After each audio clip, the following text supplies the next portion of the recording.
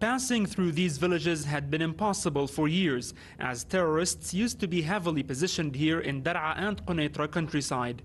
The Syrian army has recently secured 21 towns and villages in the area. Controlling hilltops was a game changer for government troops, as it gave them the upper hand against terrorists and allowed for their rapid advance. We are now on Jabiya hilltop. This is the last hilltop secured in Dar'a that, along with a series of villages near the Golan, have been secured. We controlled many hilltops, which are a starting point for attacks in the south where Daesh is positioned. The fight is now mostly against Daesh terrorists who occupy 6% of Dar'a to the west. From this Jabiya hilltop, Daesh territory is clearly visible for the Syrian army. The Air Force is intensifying airstrikes as commanders watch closely from strategic hilltops.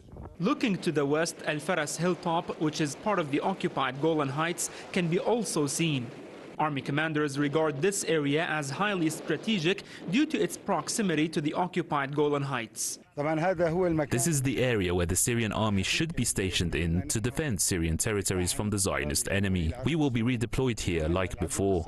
The Syrian army started its military operations to secure southern Syria in June.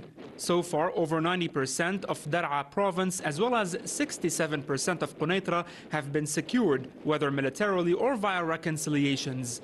The army is said to be redeployed on the separation line with occupied territories after terrorists are evacuated to Idlib.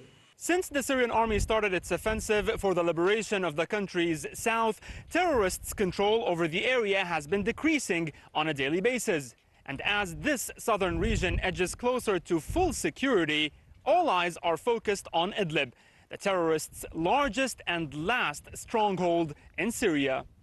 Muhammad Ali, Press TV, Al Jabiya Hilltop, Dar'a countryside.